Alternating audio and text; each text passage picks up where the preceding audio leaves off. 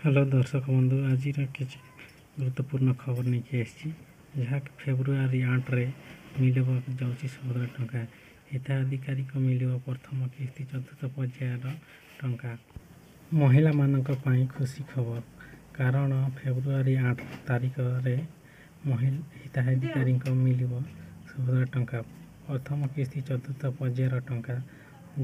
जाजपुर यार शुभारंभ करी महिला अकाउंट को पठाଯିव टंका।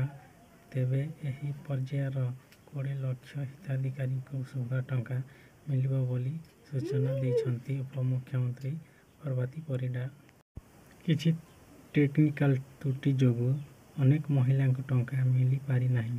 बैंक रो एनपीसीआई रो समस्या थिबारु मध्य समस्त होइछि किंतु हेउ हिताधिकारी एनपीसीआई रो समस्या अछि सेमाने किंतु टंका पाइबाकु योग्य हेथिबा चिंता करिवार किछि चिंता नाही बोली सुनित करिसंती प्रभाती परिडा।